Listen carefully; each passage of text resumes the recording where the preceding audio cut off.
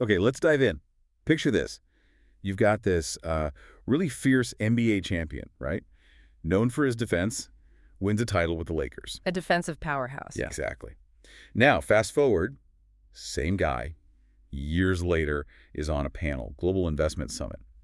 And he's talking, well, digital marketing, business in China. Quite the shift, isn't it? It really is. Yeah. Seeing that same intensity, that, strategic mind we saw on the basketball court now applied to something totally different. Right. And that journey, that pivot, is what we're exploring today. We're using this TechNote article you shared, covering Metta World Peace, formerly run Artest, at that summit. Yeah, our mission here is to kind of unpack how we went from, peak pro sports to the, frankly, complex world of international business. You want to get his take on business, especially China, and see what nuggets of wisdom he shared for, say, entrepreneurs or athletes starting out. It's all about evolution, adapting, finding opportunities, and we're seeing it through the lens of this article. Okay, so where do we start? Maybe with the man himself, his career, the name. The name change. Yeah, let's start there. Before Metta World Peace, he was Ron Artest, tenacious defender. The article reminds us, NBA champ with the Lakers, Defensive Player of the Year. Huge accolades. He was a force. Definitely set the stage with his athletic achievements. But then the name change happened. From Ron Artest to Metta World Peace. That was a big, very public moment. It really was. And the article digs into the why. Apparently, it wasn't just a random thing. It came from a really personal place, self-discovery. He was going through some stuff, looking for inner peace. And the source says he found inspiration in Buddhism.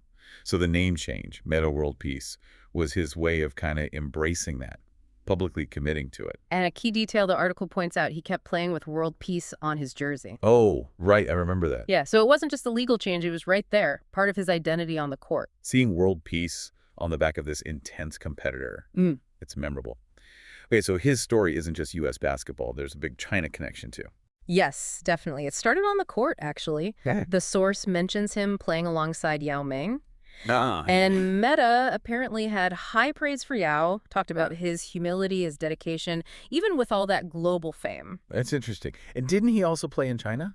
He did. Had a stint in the CBA, the Chinese Basketball Association, played for the Sichuan Blue Whales. Right, Sichuan. Known for pandas. Exactly. And that ties into his nickname there. He apparently built up a really strong fan base, and they called him, get this, Friend of the Panda. Friend of the Panda. That's amazing. Serious. That's what the source says. It really shows that connection he made. No kidding. And the article mentions he's still active on Chinese social media. Or wants to be. Yeah. Trying to get his Weibo account back. Yeah, wants to reconnect with those fans, which suggests, those relationships meant something beyond just his playing time there. He wants to keep them going. Which leads us nicely into the next chapter, right? The transition, athlete to businessman. And he apparently sees a direct line, a parallel between that athletic mindset and being an entrepreneur, that drive. And he didn't just, flip a switch. The article says he went back to school after retiring, studied digital marketing, business analytics. He put the work in. Yeah, and he had this key insight quoted in the article. He realized mastering business would take years. He said it was just like basketball. That quote really stands out. It shows he's not treating business lightly, not just a side gig. Right. It takes practice, learning, strategy. Same as sports. Exactly. Long-term commitment. So what's he actually doing now, business-wise? The article mentions a couple of things. He runs a private equity and management services firm. Right. Focused on partnerships with athletes, institutions, so likely using his network, his experience to create opportunities, maybe structure deals, especially in sports. Okay. And he also co-founded something called 37 Partners, based in Hong Kong, described as a brand lab and digital marketing company. A brand lab. Interesting term. Sounds like they help athletes really build and, importantly, own their personal brand. Own their brand. How is that different from just getting sponsorships? Well, the idea is building lasting value, assets, equity in your own name and image, rather than just being paid to endorse someone else's product temporarily. Building something you control. Gotcha. More sustainable. That seems to be the goal. And his business partner, Matthew, is quoted emphasizing their strategy for China. It's about localizing content. making it relevant for Chinese audiences specifically. Precisely. And leveraging what the article calls China's robust social commerce ecosystem. Social commerce. Yeah. That's where, like, social media and shopping merge, right? You see something in a video or post, you can buy it right there. Exactly. It's huge in China. Platforms where content, community, and buying are all integrated.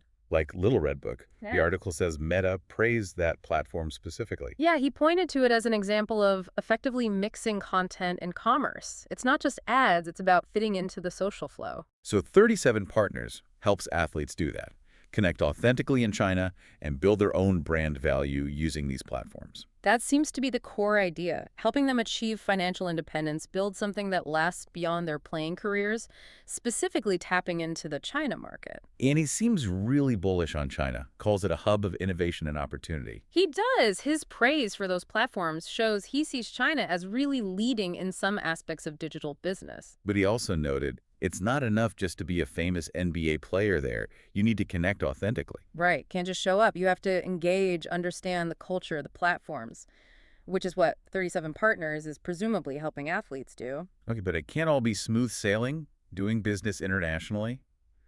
The article mentions the panel touched on challenges, geopolitical complexity. They did bring that up, which is, a reality for any global venture these days. And what was his take? His response, quoted in the source, was classic athlete mindset, I thought. Very optimistic. He said, life is a challenge, but I focus on the prize. Huh?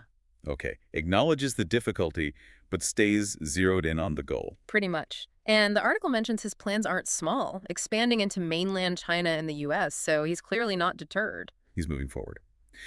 So, wrapping things up, the panel offered some advice. For young people, entrepreneurs. Yeah, the key takeaways highlighted were execution, actually doing the work, collaboration, and adaptability. Makes sense. And when you look at his own story, the name change, the China connections, the pivot to business, focusing on this niche of athlete branding and social commerce, he kind of embodies that advice, doesn't he? Absolutely. His whole journey is a case study in adapting skills, that mindset from one world to a completely different one. It really is. From being this defensive icon, making that huge personal change with the name, building bridges in China, and now this focus on empowering athletes in the digital age.